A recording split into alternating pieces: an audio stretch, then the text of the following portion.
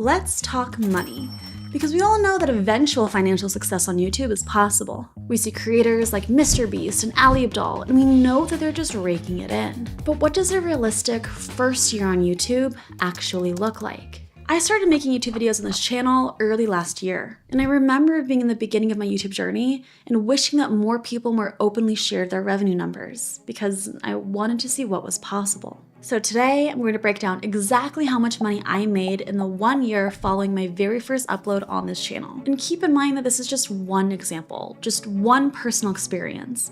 But my hope is that by being transparent with you and sharing everything that I can, it can give you a better understanding of how the numbers might actually look like after posting on YouTube for a full year. We'll start with the most obvious income stream, YouTube AdSense. When most people think about making money on YouTube, this is the income stream they often think of first. Here's how it works. After your channel hits 1,000 subscribers and 4,000 watch hours, you can get accepted into the YouTube Partner Program, or YPP. And once you're a part of YPP, you can start earning money on the ads placed in your videos. You know, those pre-roll ads in the beginning of a video and those mid-roll ads in the middle of a video? Yep, you can start earning money from them. And the money that you can make from AdSense is measured by this term called RPM, or revenue per mil. This metric measures how much money you make per 1,000 views on your videos. This RPM varies massively from niche to niche and market to market. And this variation is often driven by how valuable an impression is to advertisers. So let's take a look at my own AdSense numbers over my first year on YouTube. For the sake of this video, we're going to count my first year as starting on April 14th, 2023, which is when I uploaded my first video to this channel, and ending 1 year later on April 13th, 2024. Looking at the analytics, we can see that although I started my channel on April 14th, it took me until September 22nd to see a single cent. That's how long it took me to reach the requisite 1,000 subscribers and 4,000 watch hours required to get monetized on YouTube. Everyone reaches this threshold differently, but for me, it took 22 videos and around 104,000 views across a little over 5 months. Looking at my views, you can see that this was largely driven by this upload on September 8th, which has since gone on to be my most viewed video of all time. If we take a closer look at that video, we can see that it started out by bringing in a few hundred views per day, which was already incredibly high performing for my channel at the time. And then here, 1 week after being live, the video really started taking off.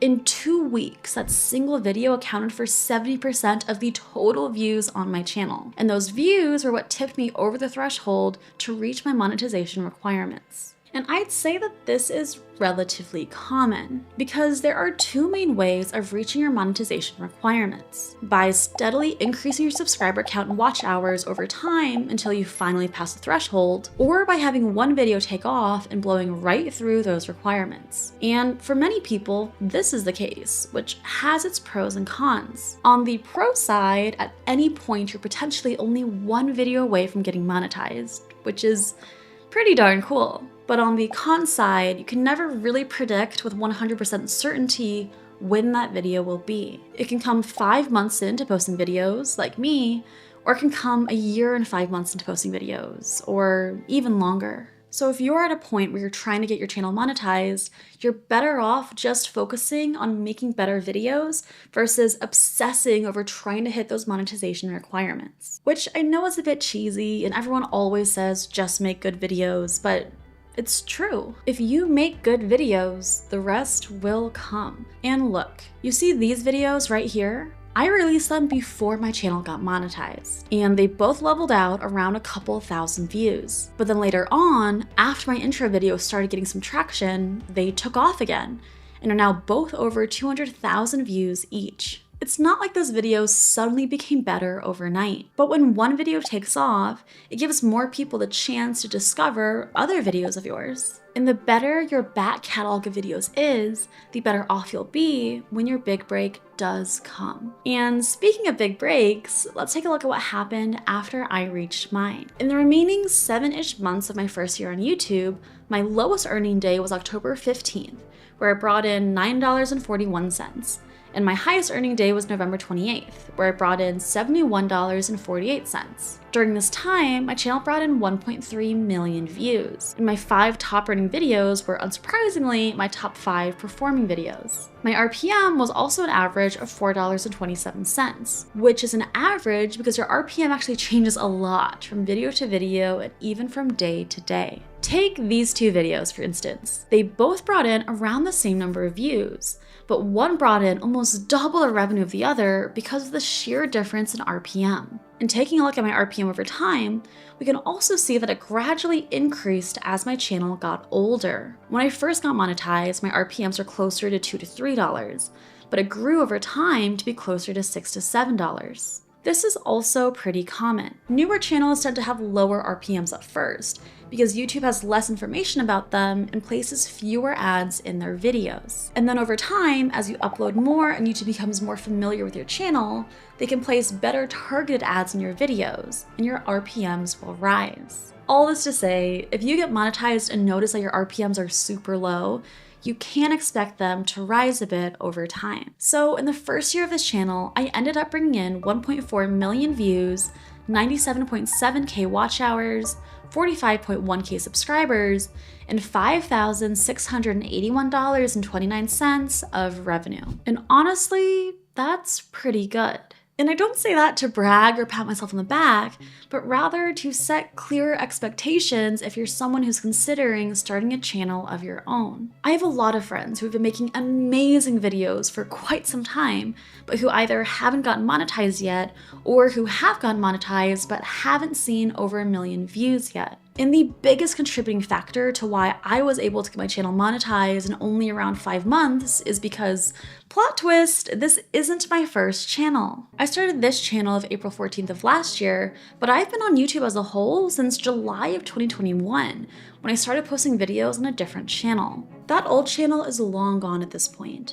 That experience of making videos on that channel 100% carried over into the creation of this channel. And it's really important that I give you that context because I would never want someone who's starting from scratch to compare their journey to mine and wonder what they're doing wrong. In a way, the first year of this channel was 3 years in the making. So keep that context in mind as we go through the rest of this video and the other ways in which I made money in this first year. This is a realistic first year on YouTube, but it's my realistic first year on YouTube. And my hope is that by sharing what I tried and what my experiences were like, you can gain a little insight into what one possible YouTube monetization model could look like. So YouTube AdSense brought in around 5.6 grand in the first year of this channel, which on one hand, hey, that's $5.6 thousand. I'll never complain about that. On the other hand, there's no way I can live off of $5.6 thousand in a whole year, which is where other income streams come into play. I had 7 income streams other than AdSense in my first year on YouTube.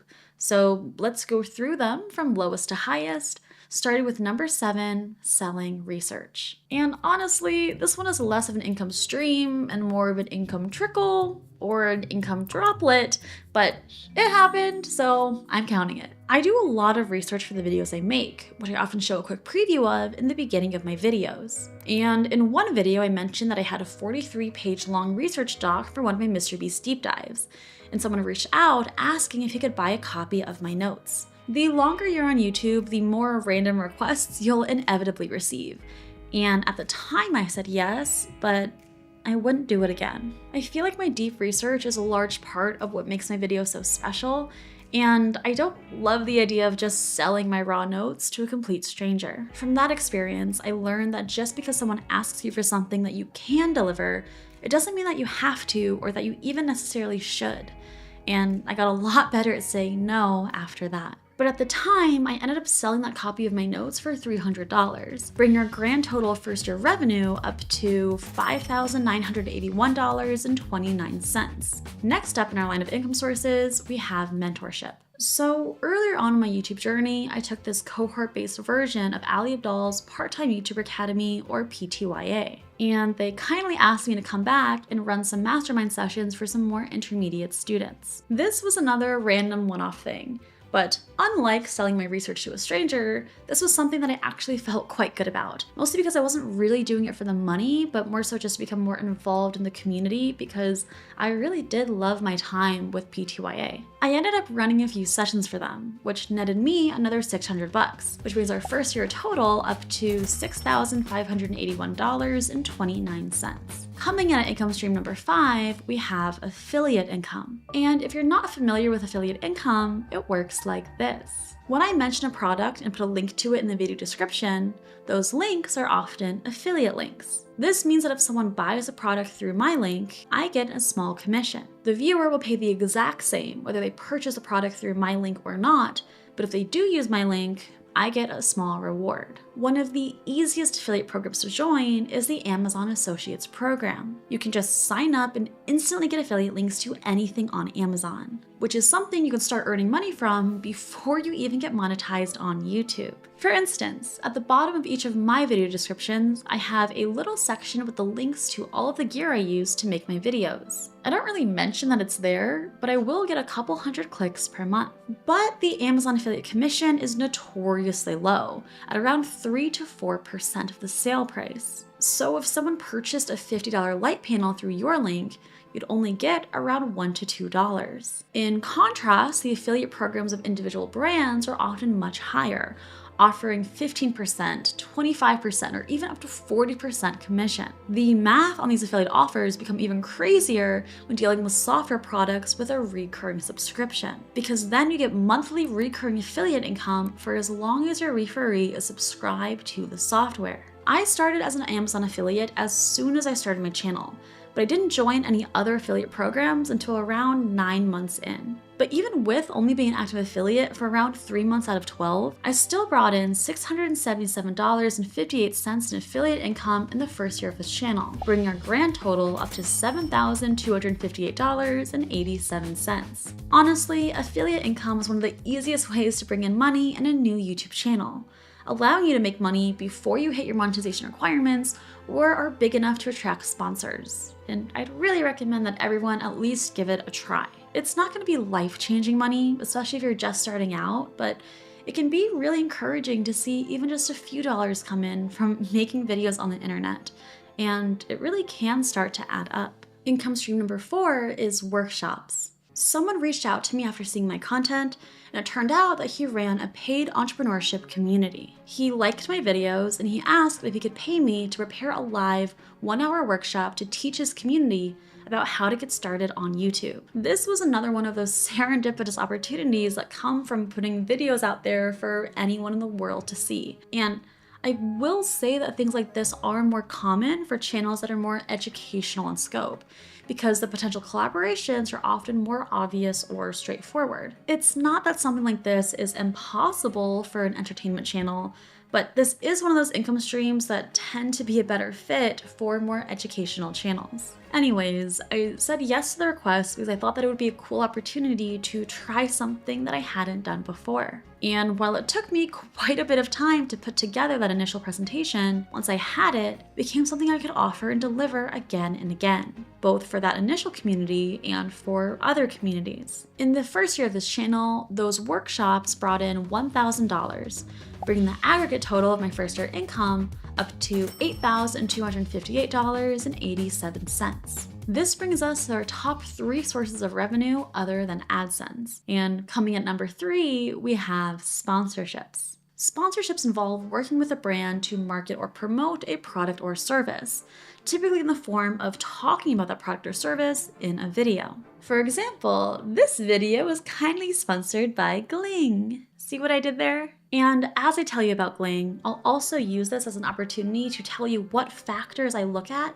when deciding whether or not to accept a sponsor, because accepting sponsors was something that I held off on for a long time. The first is genuine usefulness. I've had a lot of brands, especially AI tools, reach out with products that I didn't feel was useful enough to actually be worth purchasing. When you're starting and growing a channel, most of us are very selective with what we choose to spend money on, especially if you're at a point where your channel isn't bringing in money yet. I would never want to accept a sponsor whose product I didn't feel was actually worth buying. As one of my few accepted sponsors, Gling passes the genuine usefulness test with flying colors. It's an editing tool built specifically for YouTubers that automatically removes the silences and bad takes in your raw footage, leaving you with a rough cut that you're then able to export into whatever software you normally edit with. So if I say Gling passes the genuine usefulness test with flying colors, it'll automatically cut out those first 2 takes and leave me with the last. And then, because it exports directly into your editing software, I can tweak and adjust any cut it made to my heart's content. Genuine usefulness? Check. Next up in my sponsorship checklist is a big one, and it's a bit controversial, but it's that I must be an actual user. I know that a lot of YouTubers will get sponsored by brands that they don't actually use themselves. Cough, cough, NordVPN. But personally, I feel like it's important that I actually use the products and services that I help advertise. For one, it helps me more genuinely talk about the product because I know firsthand what I'm actually talking about. But I also feel like if it's not something that I use, it's not something I should be asking my viewers to use. And I know that it gets a little complicated because maybe there are tools that aren't directly relevant to my specific content type and workflow, but that could be relevant to someone else's specific content type and workflow. It's something that I'll continue to think about. But for now, that's where I stand, which is a big reason why I accepted working with Gling. It's a tool that I genuinely use with every single video that I make, including this one. I used to spend hours combing through my raw footage to get my rough cut done, but now I can instantly cut down an hour and 30 minutes of raw footage into 29 minutes of a base cut, saving my time for more advanced edits. It's a tool that I tell my real-life friends about unprompted, so it definitely checks that actual user box. And finally, in order for me to consider accepting a sponsor, the sponsor must be relevant to my audience. There are plenty of products or services that I use in my life that are useful, but that aren't relevant to YouTube or video creation. I'll even spend a ton of time thinking through specific video ideas that will be the best fit for the sponsor, allowing me to more naturally integrate the sponsored segment into my content in a way that hopefully doesn't feel super obnoxious or random to the viewer. This particular sponsored segment for Gling was a little cheeky, but we do have an upcoming sponsored segment coming in a video about how to edit for YouTube, which is a more natural fit. If you want to give Gling a try, which I highly recommend that you do, especially if you're a talking head YouTuber like me who films more scripted sit-down content, I'll put a link in the description below with a coupon code you can use to get an extra free video edited by Gling. Thank you so much to Gling for sponsoring this video. Now, when it comes to money, I can't tell you exactly how much each brand paid me because I'm not allowed to, but I finally started accepting sponsorships on my channel in February of 2024.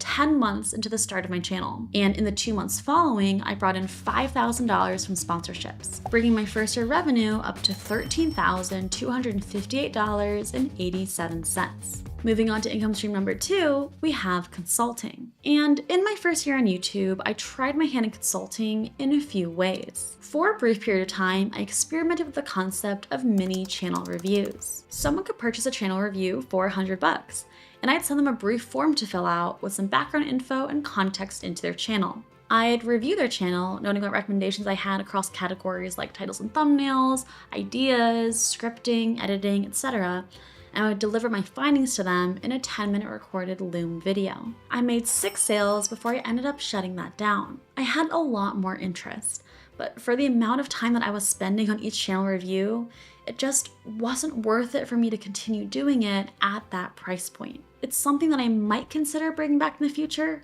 but it would have to be at a price point and model that's worth it for both me and for the viewer. I also tried out one-off hourly consulting, where people or businesses could purchase an hour of my time to use however they like. I would also preface those sessions with a form for them to fill out to help me prepare for the call. And the calls themselves would usually be a mixture of talking through titles and thumbnails, ideation, overall strategy. all of the interest for this was inbound. It was never something that I advertised, but I had a lot of people DMing me asking if they could pay for my time, and I wanted to offer them something. But I pretty quickly stopped offering those as well, mostly because I would spend up to a few hours just preparing for a single call itself, which both stressed me out a lot and lowered my effective hourly rate for those consulting calls. And finally, I tried out offering a longer-term consulting package. This was a higher ticket, 6-week-long offer where I'd have weekly calls with my client to more tangibly support them over time. I tried this out for one client and it was a lot. In typical Aprilyn fashion, I'd stay up really late the night before the call, just preparing to try to make it as useful as I possibly could. Because this was a more expensive offer, I just got really in my head about needing everything to be as valuable as possible. The client got awesome results, and I'm really glad that I did it, but I don't think I'd do it again. Ultimately, I think I realized that consulting, or at least consulting in this form, just isn't for me. The overachiever in me just spends way too much time on it, and it saps a lot of my energy, leaving me with less time and energy to work on my own videos, which is the point of being on YouTube in the first place. And this consideration is something that I now prioritize when thinking about any other potential new income stream. As YouTubers, there's so much available to us. The income streams I've tried out personally are just scratching the surface. There's memberships, in-person retreats, physical products, and infinitely more options. And when you see someone else making money in these ways, it can be easy to feel like you have to do all of them too. But that's just not the case. Sure, try things out, but pay attention to how each thing makes you feel. Not every income stream will be a fit for every creator and every channel, and that's okay. Just try them out and see which one is the best fit for you. But all in all, my various consulting offers brought in $7,850.94, bringing my first year revenue up to $21,109.81. Which brings us to the last and highest earning income stream number 1, courses. I say courses, but it's really just one course, BGTY, The Beginner's Guide to YouTube. And I always feel a little weird talking about the course on this channel because I feel like there's this underlying vibe of, oh, she just has a YouTube channel to sell her course, which is absolutely not the case for me at all. I have this YouTube channel because I genuinely love the craft. And at this point, I can't imagine doing anything other than make videos. There are very few things in this world that bring me more joy than learning something new and getting to package it up and share it with others. But my course, like many other of my income streams, started quite randomly. Remember that workshop I created to deliver to that viewer's entrepreneurship community? Well, one day he said he was trying something new for his community, and he asked if I was interested in converting my live workshop into a self-paced course. He'd give me $5,000 as a pre-order to license the course to share with his community for free, but otherwise it would still be my own course to sell or do whatever I want with it. I said yes, and he sent me the $5,000 that very day. So I made the course called BGTY, or The Beginner's Guide to YouTube, which focused specifically on helping people get their first 1,000 subscribers on YouTube. Most of the marketing for it was done through a pre-sales campaign, which I ran primarily through my Twitter account. I don't really mention the course at all on this YouTube channel, but I do have a link to it in the video description, so I will get some clicks through that. And if I'm being honest, I don't love having a self-paced course as an income stream. I had a great and very unorthodox opportunity to make this specific course, which I am very grateful for, but I don't think I'd ever make a course like this again. I've gotten amazing feedback on my course, which is incredible. But to me, and this is no shade at all to people who do have courses, a self-paced course experience just feels too similar to merely watching a video on YouTube. I always try to make the best, most valuable YouTube videos that I can. And I love the fact that I'm able to put them out on the internet for free for anyone to be able to access at any time. And while I'll still keep my course up, because I do think that's a valuable resource to those who choose to purchase it, when I think about what sort of income streams I want to pursue in the future, I want them to have some sort of element or experience that you can't normally get on YouTube, like direct FaceTime with me or a small group setting or something else like that. But in the first year, including that 5K initiating pre-order, my course brought in a total of $12,643.20, which makes our grand total for how much money you made in the first year of this YouTube channel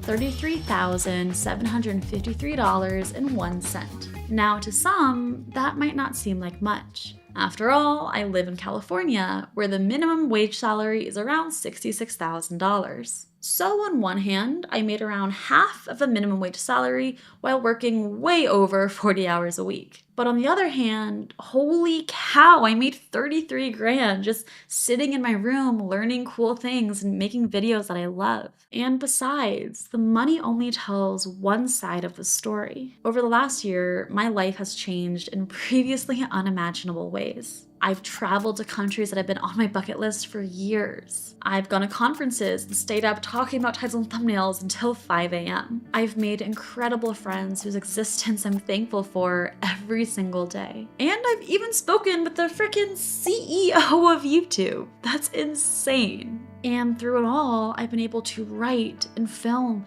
and edit and improve my craft every step of the way. I've been able to learn so much.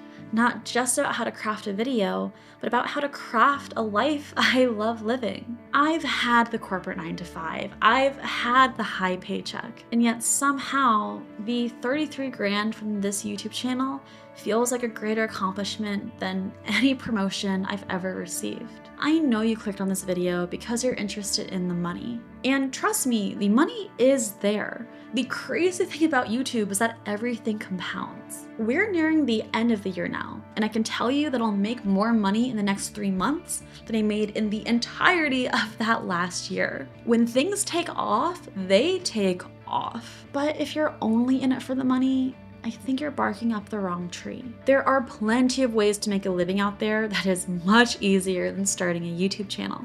But YouTube has the power to bring in so much more than just money. And this is only year 1. We're just getting started. This video covered my income up until April of this year. At the end of the year, I'll post an update with a detailed breakdown of everything that's happened income-wise since then, which I can still hardly believe. I'll link to it here when it's out, but if you're watching this video before then, now would be a great time to subscribe to make sure that you don't miss it. Otherwise, thank you so much for watching. Keep creating, and I'll see you in the next video. Typically in the form of talking about that product. Ow. Cough, cough, NordVPN. Cough, cough, NordVPN. Cough, cough, NordVPN.